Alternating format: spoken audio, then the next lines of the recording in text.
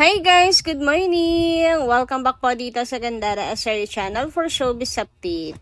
Ang tatalakayin nga natin ngayon at pag-uusapan mga kakimpaw ay pumapatungkol nga po dito sa mga kaganapan ni Chinita Princess at pahayag kahapon mga kakimpaw na talaga naman pong kinagulat din po ng mga netizens.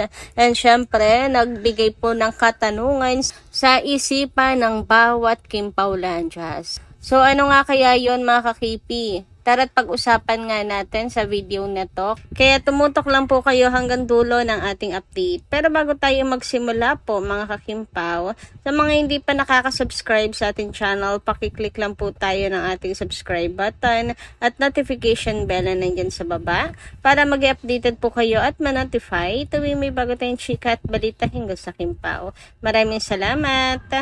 And ngayon naman, dumako tayo sa pagbabasa ng komento mula sa ating mga subscribers na araw-araw ay nakatutok sa atin pong mga balita. Bilang pasasalamat at pag-usapan ng kanilang mga opinion regarding po sa mga previous update natin.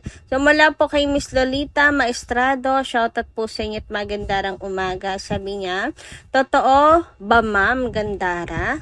Kasali daw si Rain Escanio for delikadesa. Sana yung mga ayaw natin huwag na isali, no? Alam naman sa mga fans ng Kimpaw na minsan nasali itong si Rain na to na isa sa ayaw natin makita. Sana po hindi siya kasali. Sana Lord, please. Alam nyo, lagi kong nababasa to kasama raw. Pero pag mga legit sources naman ang ating titingnan, wala po akong nakikita na kasama siya mga kakipi. Actually, wala pa pong binabanggit sa mga cast. Pero may ganyan ang usap-usapan kaya po ang mga Kimpawlandias ngayon pa lamang po tumututol na. Pero lagi ko pong sinasabi na wag po natin pangunahan agad-agad mga kakimpaw. At kung kasama naman, nandiyan naman po si Chinita Princess. I mean, hindi naman po papayag si Kim, mga kakimpaw, na meron pong aaligid sa kanyang Diyosawa. Ganyan. At kung meron man na kagaya ng ikinakabahala ninyo, hindi na po papayag si Kim Chiu na kasama yan. Kasi at the first place, bakit papayagan ni Kim Chiu, di ba? So, kung okay po kay Kimi at kasama, ibig sabihin, wala pong problema. Wag na lang po tayong mag-overthink mga kakimpaw kasi naniniwala po ako sa respeto ni Kim sa kanyang sarili. Naniniwala po ako sa damdamin ni Chinita Princess mga kakimpaw. Hindi niya hahayaan yung mga taong pinakaayaw niya, diba mga kakimpaw, na makasama. Kasi hindi po plastic si Kim. Sa ngayon, ang alam ko, ito pa lang naman ang nilalabas nila.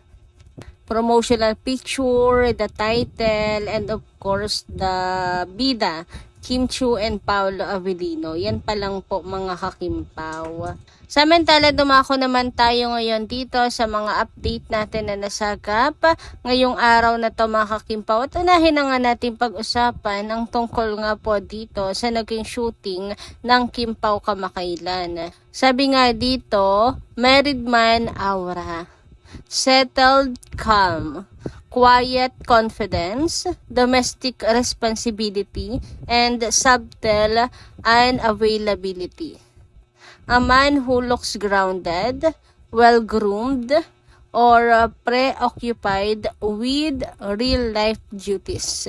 He carries a polite boundary that shows he is settled and not looking for new romantic attention. Iba kasi talaga yung aura ni Paolo Avellino dito mga kakimpaw. Very husband na talaga. Alam niyo yun, married man. Dahil sa looks and of course the clothes mga kakipi. And dito naman ako hanga kina Kim and Paolo Avellino mga kakimpaw. Kasi sa totoo lang, ang bagets tingnan ni Kim and Paolo Avellino, baby face silang dalawa in real life. So, yung mga ganitong role na matured, kinakailangan talaga yan ng effort mga kakipi. Kailangan magmukha at magfit talaga yan sa kanila. Kaya ayan, may pabigote ang papi, may palong hair na ganyan. And of course, yung pananamit mga kakimpaw, 'di ba? Kaya po ina-character talaga sila dito. Ganon din si Chinita Princess mga kakimpaw, 'di ba? Kaya ni Kim talaga mga kakipi gawin ang mga dapat para po sa kanila pong role and character para mas maging effective mga kakimpaw. Ganyan po sila ka-dedicate sa kanilang work. Knowing Kim mga kakimpaw na very sweet, dalagang dalaga, sexy, pero she can do a mommy role mga kakimpaw. Tingnan niyo yung aura siya ni Kim, di ba? Ang layo sa personal. Kaya siguradong magiging maganda itong movie nila Kim and Paula Avellino. Very excited na talaga ako mga kakimpaw. Super sa acting prowess nila Kim and Paula Avellino na ipapamalas dito. Super seated na talaga para sa kanilang dalawa mga kakimpaw. And hinihikayat ko pong lahat na ngayon pa lang mag-ipon na rin kayo mga kakipi para makaupo po tayong lahat at mag-reunion sa sinihan. Samantala, dumako naman tayo ngayon dito sa mga kaganapan sa Showtime kung saan isa nga po si Kim. Talaga naman po si Meme Vice ay talagang tinukso si Chinita Princess kasi nga tinanong po sila kung meron ba silang mga katanungan tungkol sa live-in. And si Kim, nanguna-nguna ba naman? In all of them, mga kakimpaw, 4 of them pala, si Kim talaga nanguna-nguna na magtanong tungkol sa hatian naman daw mga kakipi. Very Chinese talaga si Kim, no? Hatian agad ang nasa isip. Kasi same lang din naman nga yan sa pag-aasawa mga kakimpaw. Well, siguro gusto lang din linawin ni Kim dahil syempre hindi pa naman nga kasal. So paano yung hatian? Ganun lang din pa. Same lang din sa mag-asawa ganun. And dahil dyan, mukhang si Kimi nga daw po ay nagpaplano at napapaisip na mga kakimpaw. Mukhang gusto na nga raw pong lumagay din talaga sa tahimik ni Kimi. Kaya may mga bagay na inaalam-alam na siya mga kakimpaw. And si Meme Vice ay talaga panay po ang tukso din sa kanya. Abay mukhang si Meme Vice pa ang kauna-unahan pong makakapagpaamin kay Kim Chu at makakapagpabulgar ng katotohanan mga kakimpaw. Si Meme Vice sa magiging tulay para malaman natin ang katotohanan. Huy, grabe naman nga yun doon. Anyway, syempre, ang mga netizens, agad po yung napansin mga kakimpaw. Aba, lalo na ang mga Kimpaw Lanchas na super excited na talaga na magsisettle down si Kim. And ngayon nga, mukha daw inaalam na ni Kim ang mga bagay-bagay at nagre-ready na. Naku, sana nga mga kakimpaw, gusto nang malagay ni Kim sa tahimik. I mean, magsettle down na. Kasi it's time na rin naman. Kasi nga may edad na rin naman siya mga kakimpaw. Sakto-sakto lang pala para mag-asawa siya. Pero at the end of the day, syempre siya pa rin pong masusunod dyan. At dapat po nating respetuhin iyon.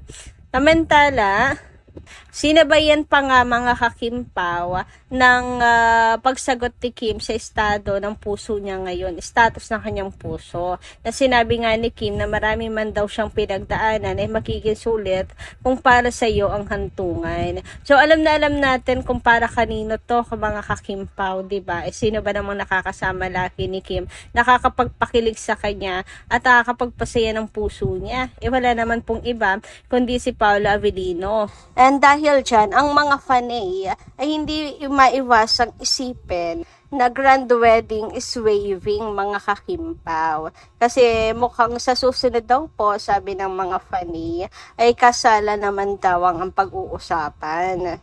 Kasi ngayon ay open na nga si Kimi na ibulgar ang kanilang relasyon ni Paolo. So ano nga ba naman ang next di kasalan mga kakimpaw? And excited na ang mga fanay doon. Pero syempre mga kakimpaw, hindi naman birong usapin lang ang kasal.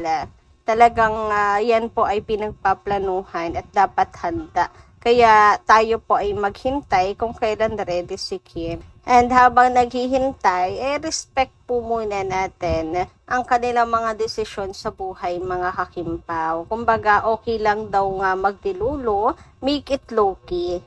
Hindi yung akala nyo, alam nyo ang lahat. 'Di ba mga kakimpaw? So kayo, ano po inyong masisay tungkol dito? Comment ka lang dyan sa baba. Hanggang dito lang po muna ating update. Maraming salamat po sa inyong pakikinigan. Kita kas po muli sa mga susunod natin chika. Maraming salamat!